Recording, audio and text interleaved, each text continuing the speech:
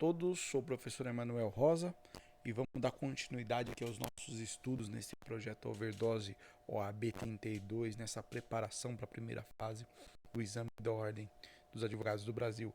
E hoje o nosso tema é direito processual penal e o tema prisão. Vamos falar de direito processual penal e prisão.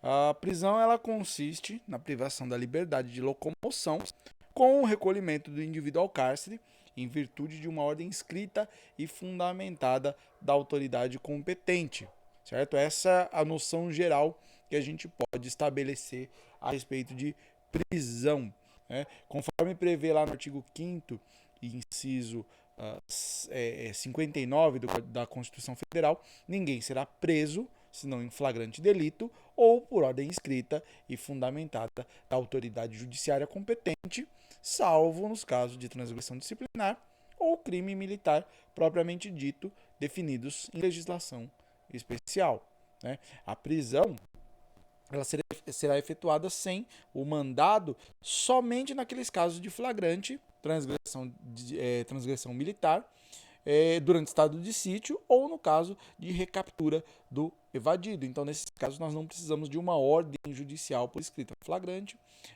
transgressão militar, estado de sítio ou no caso de recaptura de evadido.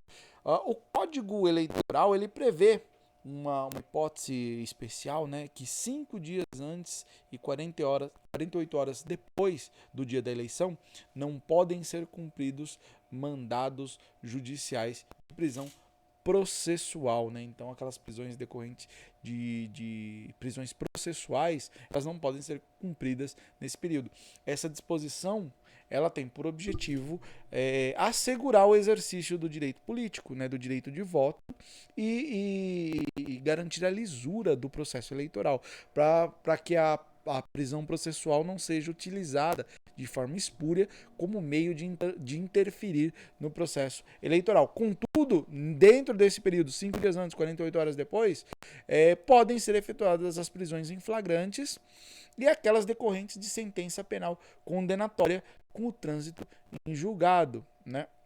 Então, estudar qualquer matéria referente à prisão, é importante você que está estudando ficar atento às alterações realizadas pela Lei 12.403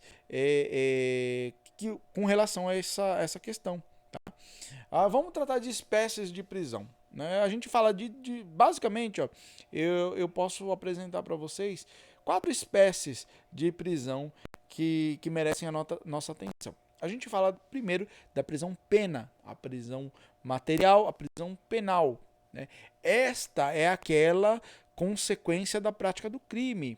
A gente verifica a hipótese da prisão pena com o trânsito em julgado de uma sentença penal condenatória, no qual foi imposta uma pena privativa de liberdade. Essa ela possui aquele caráter repressivo da pena, o caráter preventivo da pena, o caráter ressocializador da pena que a gente estuda lá no direito penal, quando vai falar da pena e da dosimetria da pena e todos aqueles assuntos. Essa é a prisão penal, prisão material. Né? Também podemos falar na prisão processual, também chamada de prisão provisória ou cautelar. Essa prisão processual ela é decretada antes do trânsito em julgado da sentença condenatória, naqueles casos autorizados em lei. Ela possui essa característica, né, cautelar. Né? Ela pode ser decretada a qualquer momento, ela pode ser revogada a qualquer momento, dentro das hipóteses previstas em lei. Então, dentro da prisão processual, da prisão provisória, da prisão cautelar, nós podemos falar da prisão em flagrante, da prisão preventiva e da prisão temporária, e nós vamos tratar de cada uma delas no momento oportuno, porque estas são o objetivo, né, o objeto do nosso estudo na aula de hoje. Posso falar também da prisão civil, a prisão civil que é aquela decretada nas hipóteses que são autorizadas pela Constituição Federal, né? No caso do devedor inadimplente de prestação alimentícia, lá o 528 e o 911 do Código de Processo Civil, né? E o depositário infiel, nos termos do artigo 5º da Constituição Federal. Né? A gente tem que ficar atento que a súmula vinculante ela veda a possibilidade da prisão do depositário infiel, mas a gente tem a provisão constitucional, não é o objeto da discussão aqui neste ponto. Tá? E a gente fala também da prisão administrativa, né? Que ela era prevista no artigo 319 do Código de Processo Penal. Ela podia ser decretada por uma autoridade administrativa. Atualmente, né, entende-se que não existe mais essa figura da prisão administrativa, uma vez que a Constituição Federal não recepcionou este artigo. Né? Para alguns doutrinadores, esta prisão administrativa ela continua a existir desde que decretada por autoridade judicial. Né? Mas também não é o objeto da nossa discussão aqui, porque a gente vai tratar, na verdade, das hipóteses de prisão processual, aquelas decretadas antes do trânsito em julgado da sentença condenatória, que tem por objetivo de funcionar na instrução processual. Ela pode ser decretada nas hipóteses previstas em lei e tem por objetivo assegurar a eficácia da investigação criminal e a ordem pública. Né? Então existe um interesse no processo, na persecução penal, pela restrição da liberdade de alguém, em caráter cautelar, provisório, precário. Né? Então são as hipóteses que a gente falou, da prisão em flagrante, prevista lá no artigo 301 e seguintes do Código de Processo Penal, a prisão preventiva, regulada do 311 e seguintes do Código de Processo Penal, e a prisão temporária, que é regulamentada na Lei 7.960 de 1989. De acordo com o artigo 283 do Código de Processo Penal, ninguém poderá ser preso, senão em flagrante delito ou por ordem escrita e fundamentada de autoridade judicial competente, em decorrência de sentença condenatória transitada em julgado, ou no curso da investigação ou do processo, em virtude de prisão temporária ou preventiva.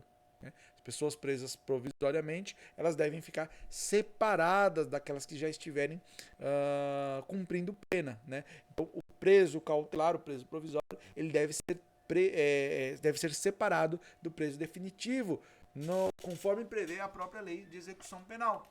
Tá? A lei de execução penal faz essa previsão. E o Código de Processo Penal, no artigo 300, também traz essa indicação, que os presos provisórios eles devem ficar separados dos presos definitivos. Tá? Vamos falar de requisitos do mandado de prisão, já que a gente está falando, né, da hipótese de flagrante, porque na prisão processual eu tenho, a gente falou, flagrante, temporária e preventiva. Né? O flagrante não precisa de nenhuma autorização judicial. Né? A própria situação flagrancial, por si só, autoriza a restrição da liberdade do indivíduo em caráter cautelar, processual. Tá?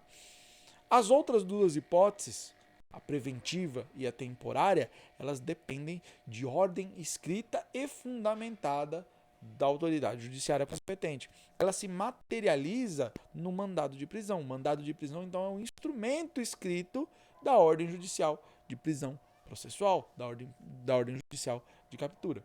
Né? Os requisitos do mandado de prisão, né, os requisitos de validade do mandado de prisão, estão previstos lá no artigo 285 do Código de Processo Penal. A ausência de qualquer um desses requisitos, ela conduz, né, como regra, à nulidade ou à inexequibilidade do mandado. Então, ele não pode ser executado. Né? A prisão decorrente de mandado de prisão ela pode ser efetuada a qualquer dia e a qualquer hora, respeitadas as restrições de inviolabilidade do domicílio. Então, é aqui. Se a pergunta for, eu posso cumprir o mandado de prisão a qualquer hora e a qualquer dia? Sim, eu posso cumprir a qualquer hora e a qualquer dia. A única coisa que eu tenho que ficar atento é aquela restrição da inviolabilidade do domicílio que está prevista no artigo 5º, inciso 11 da Constituição Federal. Né? A casa é asilo inviolável do indivíduo, ninguém podendo nela penetrar sem o consentimento do morador, salvo nos casos de flagrante delito ou de desastre, ou para prestar socorro, ou durante o dia. Beleza.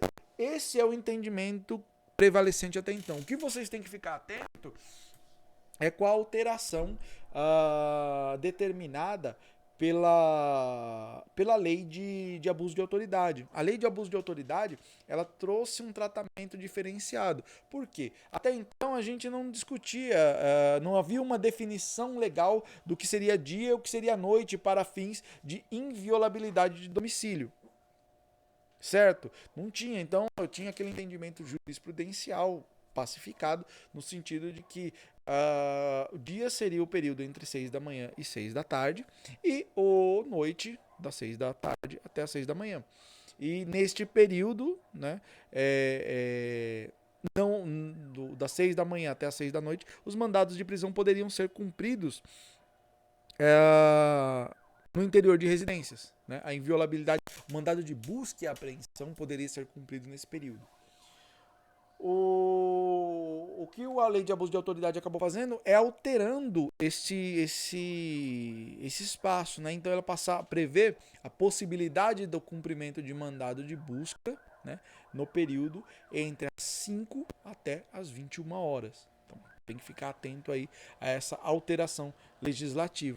Porque a violação de domicílio acarreta ao executor, né, o agente público que cumpre o mandado fora do período autorizado em lei, ele vai incorrer em abuso de autoridade.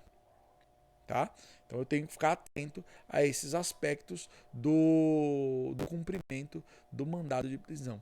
Vamos falar da prisão em flagrante. Prisão em flagrante, ela não precisa de mandado judicial. Eu já disse para vocês, né? A prisão em flagrante, ela se fundamenta no próprio estado flagrancial. Né? É a prisão efetuada sem a necessidade do mandado judicial da pessoa que é surpreendida em situação de flagrante, cometendo o delito ou que acabou de cometê-lo. Né?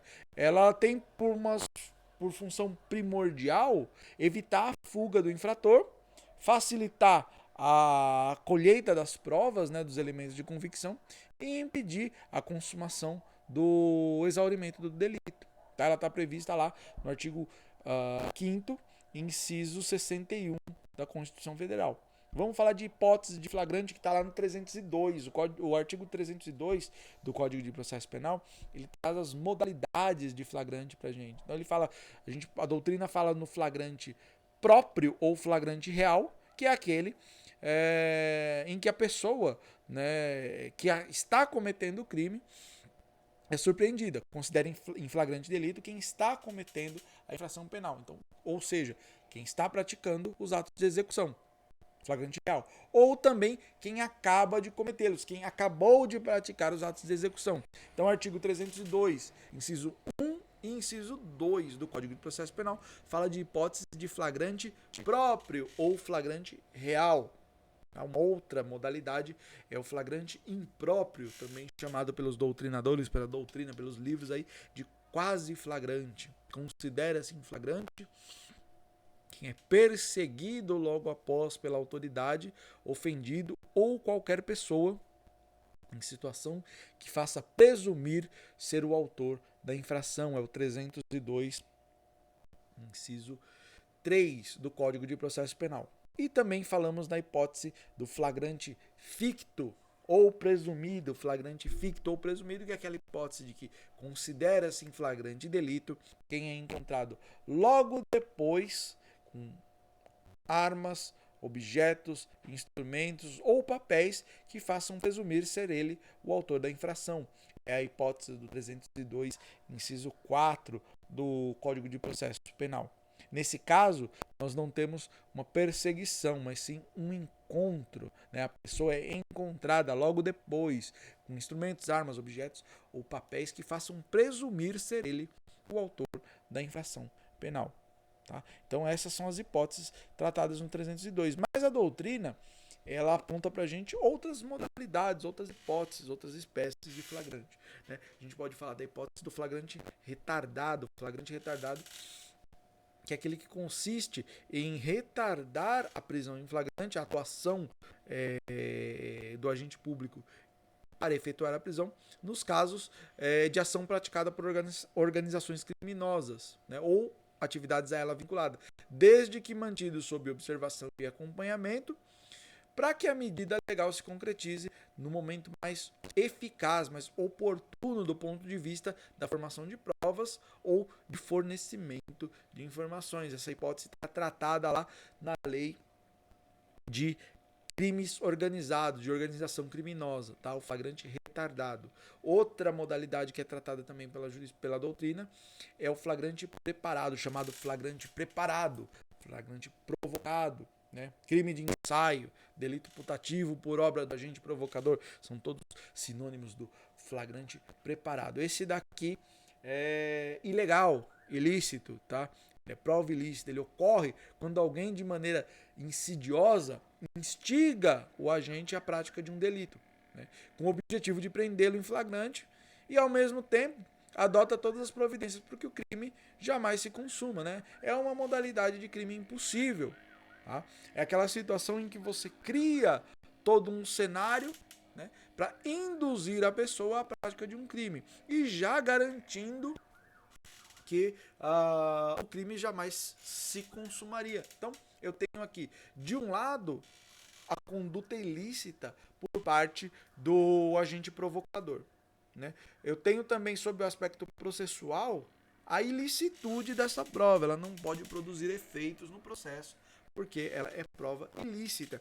E na perspectiva do autor da conduta, né, eu tenho a hipótese do crime impossível, já que, apesar de todo aquele cenário criado, o crime jamais poderia se consumar. É o que diz lá a súmula 145 do Supremo Tribunal Federal. Não há crime quando a preparação do flagrante pela polícia torna impossível a sua consumação. Flagrante preparado, tá? Que é diferente, prestem atenção, do flagrante esperado. Tá? No flagrante preparado existe toda uma ação por parte do agente provocador em criar um cenário e instigar o sujeito à realização do crime. Esse é ilícito, né? É crime impossível, súmula 145 do Supremo. Agora, no flagrante esperado, a autoridade policial terceiro, valendo-se de uma investigação anterior, ele se limita a aguardar o momento do cometimento do crime para efetuar a prisão em flagrante. Então, recebo lá nas investigações uma informação de que em determinado horário e determinado local será praticado um ilícito. Então, eu me preparo, né? Aliás, eu aguardo, fico aguardando o autor para que ele venha realizar a conduta. Aqui eu não tenho a figura da provocação, né? Não existe uma atividade de induzimento, instigação ou provocação. E se não houver a intervenção do terceiro ou da autoridade policial, né, do agente público, o crime vai se consumar. Então existe toda a possibilidade do crime consumar. Nesse caso, estamos falando de uma hipótese legal de prisão em flagrante, flagrante esperado. Não vamos confundir, então, flagrante preparado, ilícito, com o flagrante esperado. Esse produz efeitos, tá? Também a gente pode falar da hipótese do flagrante prorrogado, protelado, diferido, né? Que é aquele decorrente de ação controlada. Tá? A gente falou lá do flagrante retardado. E fica aqui mais uma dica, o flagrante forjado. Esse também é ilícito, porque aqui não é nem o caso do flagrante preparado. No flagrante preparado existe uma preparação, né? Cria-se um cenário e ao induzimento, a instigação do sujeito para que ele pratique o crime. Esse não produz efeito. No flagrante forjado, a situação é pior ainda. Ocorre quando alguém com o interesse de prender uma pessoa cria provas de um crime que não existe, né, a fim de legitimar a prisão em flagrante. Nesse caso, o flagrante é nulo e o autor da farsa vai responder pela denunciação caluniosa e pelo abuso de autoridade, se for funcionário público. Então, a gente precisa ficar atento aí para essas hipóteses de prisão. Tá? Eu posso falar para vocês a respeito do princípio da obrigatoriedade em relação à prisão em flagrante. Se o autor da infração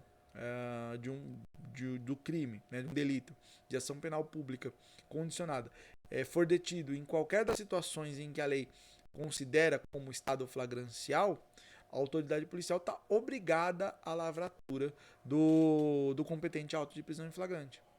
Tá? A exceção a esta regra da obrigatoriedade é justamente a previsão da lei de crime organizado, né, na hipótese do flagrante retardado. Nesta hipótese, a autoridade policial não está obrigada a atuar, nem a autoridade policial nem seus agentes não estão obrigados a atuar, eles podem esperar o momento mais oportuno, aquela hipótese da ação controlada, do flagrante retardado que nós falamos ali em cima. Tratando lá do artigo 301 do Código de Processo Penal, a gente pode falar dos sujeitos do flagrante. Né?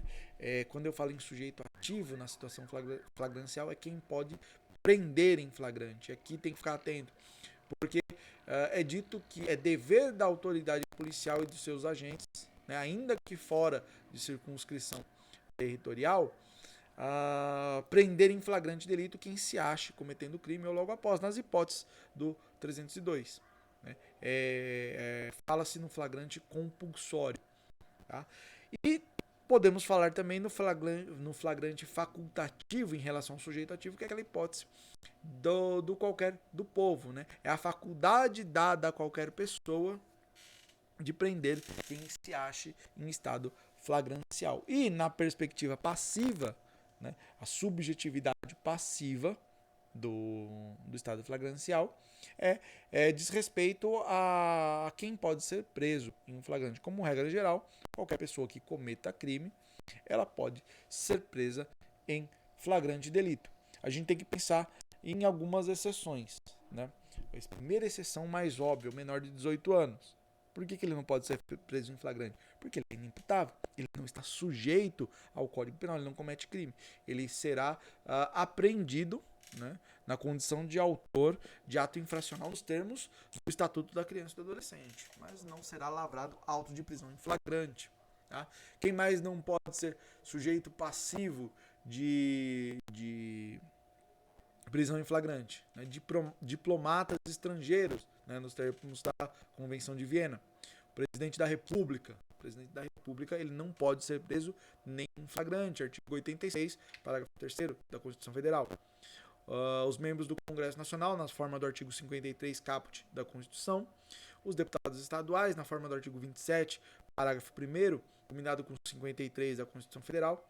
Os magistrados, na forma do artigo 33, inciso 2 da Lei Orgânica da Magistratura Nacional. Os membros do Ministério Público, nos termos do artigo 17, inciso 8 da Lei Orgânica Nacional do Ministério Público. Agora, em relação aos membros do Congresso Nacional, deputado estadual, magistrado e membros do Ministério Público, eles poderão ser presos em flagrante nos casos de crimes inafiançáveis. Então tem que fazer aqui um raciocínio completo. Essas pessoas que eu disse, membros do Congresso, deputado estadual, magistrado, membros do Ministério Público, eles não podem ser presos em flagrante por crimes afiançáveis. Se for crime inafiançável, eles podem ser presos em flagrante, observando aí as formalidades para cada um dos casos. Tá? Também não é caso de prender em flagrante o autor do fato considerado como infração penal de menor potencial ofensivo, lá, artigo 69, parágrafo único da Lei 9.099 de 95, nos casos em que a pessoa assuma o compromisso de comparecer em juízo, no termo circunstanciado. Também não é caso de flagrante o autor do delito de trânsito que presta socorro pronto, integral e efetivo à vítima, né? O artigo 301 do Código de Trânsito Brasileiro. Quem, após o crime de autoria ignorada, apresenta-se espontaneamente com a autoridade, segundo o entendimento do Supremo Tribunal Federal, também não pode ser preso em flagrante. Nesse caso, ele pode ser preso preventivamente. Então, o sujeito que se apresenta como autor de um crime cuja autoria seja ignorada, né, ele não pode ser preso em flagrante, que seria caso de prisão preventiva. Caso de prisão preventiva. Tudo bem? Tranquilo? Prisão em flagrante. Aqui a gente tem que ficar atento, que é uma das hipóteses bastante pedida. Prisão preventiva, segunda hipótese de prisão processual, cautelar, provisória, é a prisão preventiva. Né? Ela é uma medida privativa de liberdade com caráter cautelar, decretada pelo juiz de ofício no curso da ação penal ou a requerimento do Ministério Público. Toma cuidado com esse de ofício por conta daquela previsão lá do artigo 3º-A do Código de Processo Penal, que estabeleceu o sistema processual acusatório puro, né? E vedou ao magistrado a iniciativa na persecução, na investigação e a substituição na titularidade da ação penal. Né? E aqui é um tema que causa bastante dilema. O juiz ele pode decretar de ofício a prisão preventiva ou não pode? Isso aqui ainda é um tema bastante espinhoso. Tá? Então vocês têm que ficar atentos a respeito disso, em como a questão é apresentada para vocês. Tá? Então é aquela prisão decretada pelo juiz, né? É a requerimento do Ministério Público, do querelante, do assistente ou por representação da autoridade policial, em decorrência da presença dos pressupostos legais para a prisão preventiva. Tá? A ação visa resguardar interesses sociais de segurança. Então, a prisão preventiva ela é cumprida por mandado de prisão. Ela pode ser decretada tanto na fase de investigação quanto na fase do processo. Tá? Eu tenho que ficar atento também aqui no caso da prisão preventiva decretada no decorrer do inquérito policial. Né? Principalmente quando a gente leva em consideração a contagem de prazo do inquérito policial. Porque a partir do momento em que o indivíduo está preso, eu passo a fazer a contagem do inquérito policial, da conclusão do inquérito policial, considerando o réu preso. Então, o prazo para a conclusão do inquérito policial passa a ser de 10 dias nos termos do que prevê o Código de Processo Penal. Tá? Pressupostos da prisão preventiva estão previstas lá no artigo 312 do Código de Processo Penal. A prisão preventiva poderá ser decretada para garantia da ordem pública, para garantia da ordem econômica, por conveniência da instrução criminal ou para assegurar a aplicação da lei penal quando houver prova da existência de crimes e indícios suficientes de autoria. Então, essas são as 4 hipóteses, os 4 pressupostos básicos para autorização da decretação da prisão preventiva. Artigo 312 do Código de Processo Penal. A Lei 12.403, de 2011, ela também passou a considerar como causa, como pressuposto da decretação da prisão preventiva, o descumprimento de obrigação imposta pelo artigo 282, parágrafo 4º do Código de Processo Penal. Então, o descumprimento das obrigações impostas é causa de decretação de prisão preventiva. Tá? É diferente de falar de fundamentos da prisão preventiva. Tá? Como eu disse para vocês, ela pode ser decretada em razão da garantia da ordem pública, que é quando a prisão é necessária para afastar o autor do delito do convívio social, em razão da periculosidade, por ter, por exemplo, praticado um crime de extrema gravidade, ou por ser pessoa voltada à prática de infrações penais. A gente fala também, no caso da conveniência da instrução criminal, quando a prisão visa assegurar a prova processual, impedindo que o criminoso venha desaparecer com provas ou prejudicar a instrução.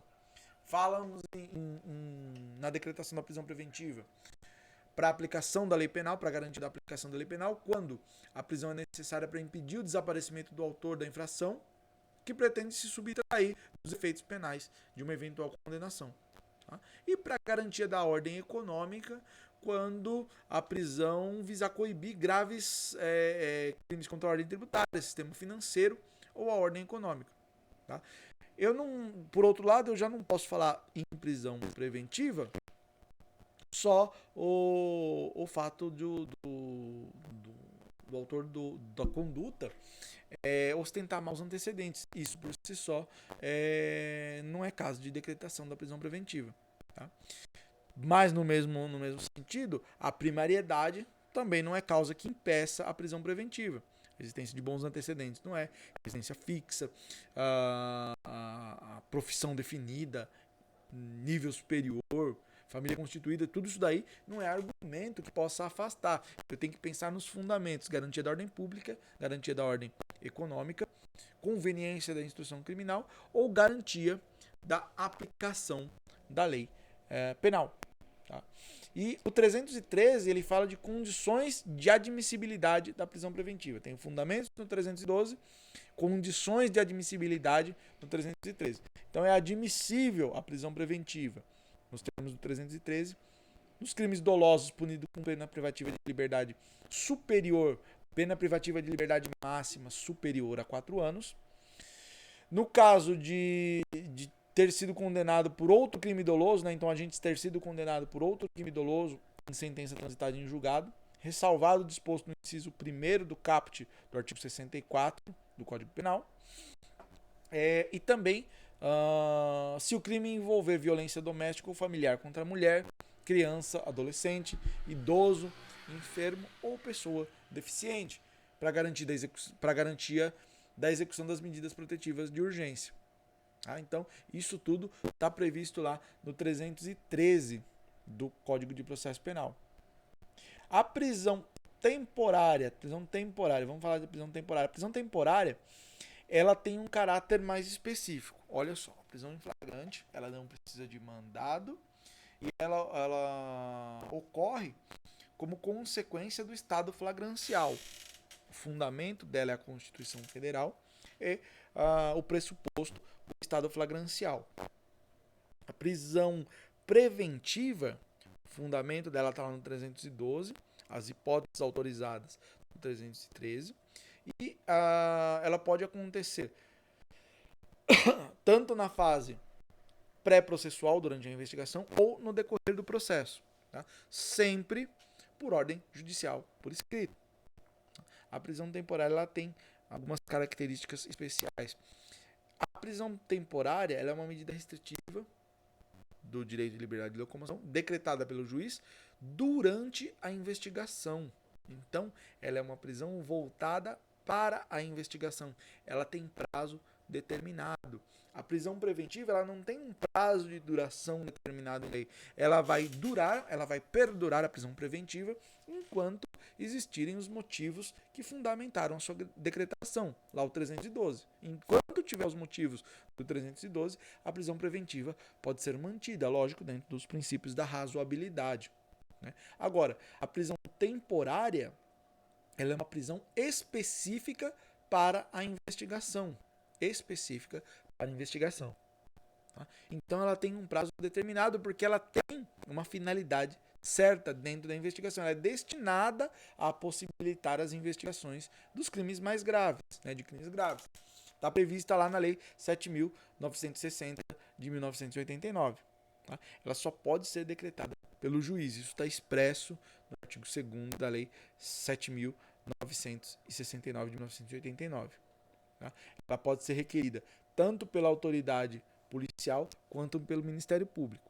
O juiz não pode decretar a prisão temporária de ofício. Né? Não pode ser decretada de ofício. Tá? Quando que a gente vai... qual que é o prazo de duração da prisão temporária? Quanto tempo dura? Né? Como a gente viu, ela é decretada na investigação. O prazo ordinário de duração da prisão temporária é de 5 dias. 5 dias, prorrogável uma vez por igual período, quando comprovada a extrema necessidade. Está lá no artigo 2º da Lei 7.960 de 1989. No caso de crimes hediondos e assemelhados, Lei 8.072 de 1990, o artigo 2º, parágrafo 4º, autoriza a prisão temporária e o prazo será de 30 dias, prorrogável por igual período. Então, nos crimes hediondos, no tráfico de entorpecentes e nos crimes de terrorismo e tortura, né, os equiparados, o prazo de duração da prisão temporária será de 30 dias, prorrogável por igual período. Certo? Então, eu tenho que ficar atento aqui para não confundir essas situações quando o tema for prisão processual. Tá? Por hoje eu vou ficando por aqui e logo mais a gente volta com algum tema relacionado aí ao exame 32 da OAB. Valeu, obrigado, tchau!